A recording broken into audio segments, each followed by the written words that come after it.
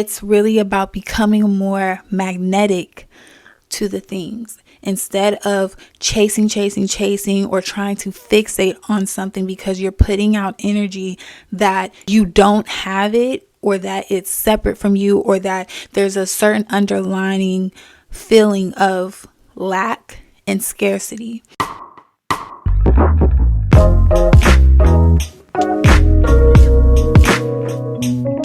If you're feeling stuck or like you're in a continuous cycle that is hindering you, it may be because you're still holding on to things that you need to let go of. Instead of focusing on this journey that you're on and being in the present moment, you are either clinging on to your past or you may be desperately reaching out for the future. A lot of times we get lost in like fighting to get to the destination, fighting to get the things, the person, the life, whatever. Today, I want to talk about why from this moment forward, heading into 2025, you should be practicing detachment. Hello, everyone. Welcome back to another episode of Mind in the Middle. I'm your girl, Natasia, and here is where I talk about everything revolved around personal growth, spirituality, mindset, and everything in between. We don't realize how many things we have tethered ourselves to: past, present, future.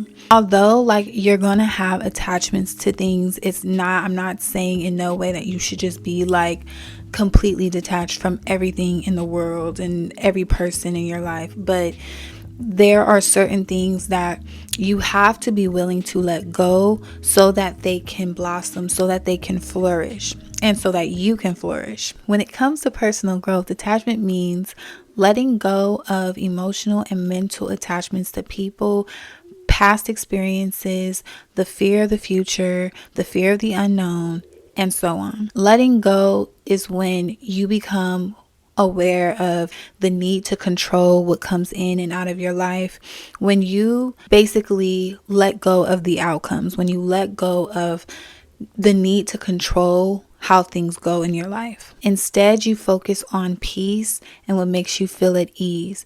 And you reassure yourself that regardless, everything is going to be okay. There is nothing that you need to know that you don't know in this moment. There is no place that you need to be that you're not currently in. You are always at the right place at the right time. Detachment doesn't mean that you stop caring about things or people that are important to you. It doesn't mean that nothing should faze you or you shouldn't react to certain things negatively or have negative emotions. And it doesn't mean releasing total control of your life. Sometimes when we get in that space of detachment, it's kind of like, okay, I'm throwing my hands up, I'm letting it go, and I don't care about it anymore.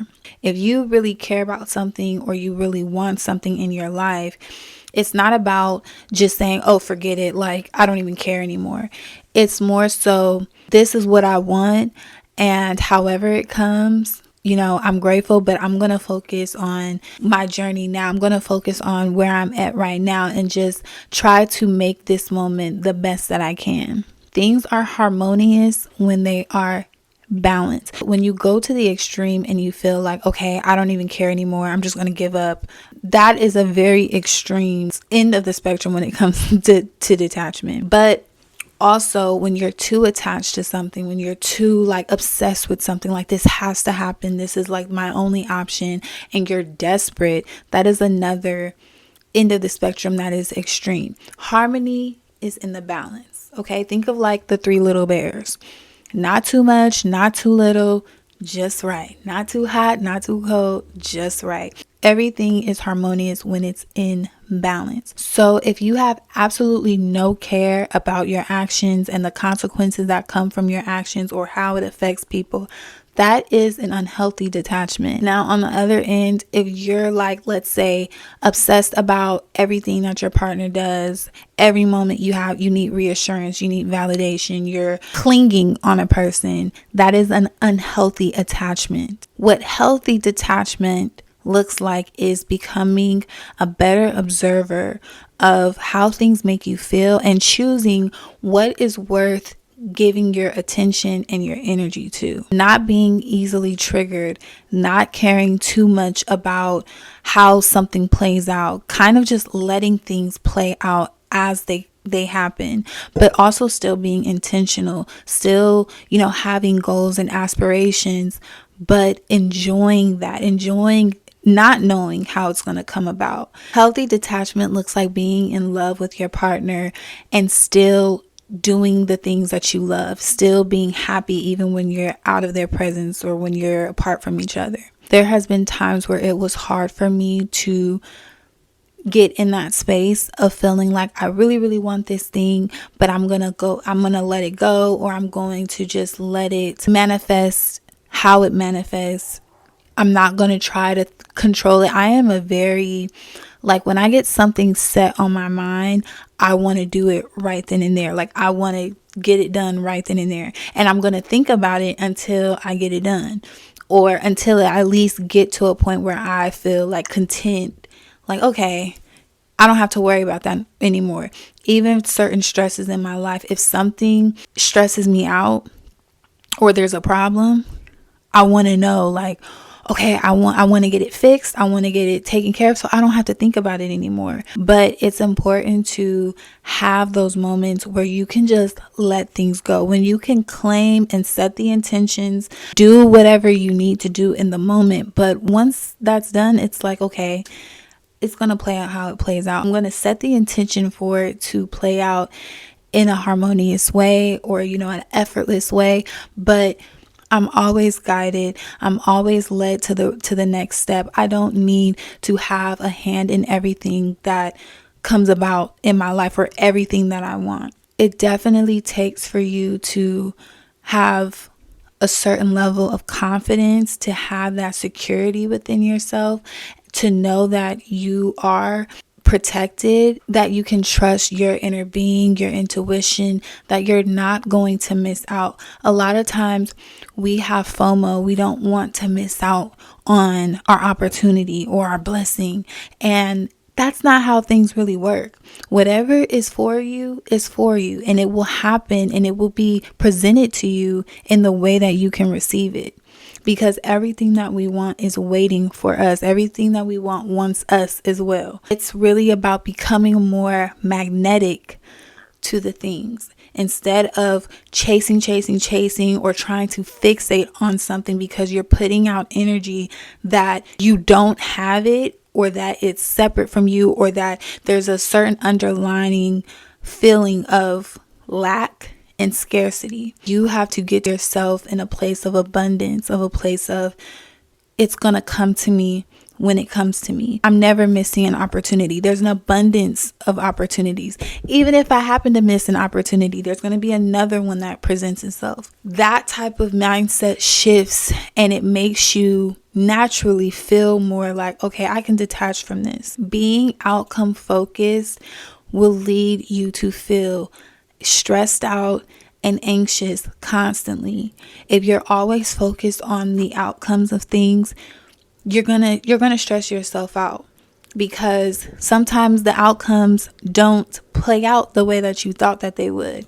That doesn't mean that it's not successful. It doesn't mean that you can't have what it is that you want. It just means that there is another path for you to get to it, and it may be an easier path, but we put roadblocks on our own journey because we feel like things have to come a certain way, or things have to show up a certain way, and that's not true. There's been so many times in my life where something randomly, like something that I wasn't even thinking about, appeared and showed up for my greater good, or for something that I ultimately wanted. There's been a lot of different things that have worked out for itself without my control, without me even thinking about it. So when you remember those instances in your life, it reassures you that things are being taken care of. Things are happening the way that they're supposed to be, in the timing that they're supposed to happen. Having total control over your life is an illusion. You have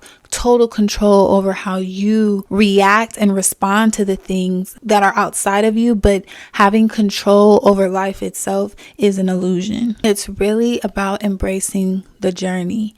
It's okay to have aspirations and things that you really, really want to happen, and feeling that excitement. I'm not saying that you should become like nonchalant, or just like not really care about what it is that you want.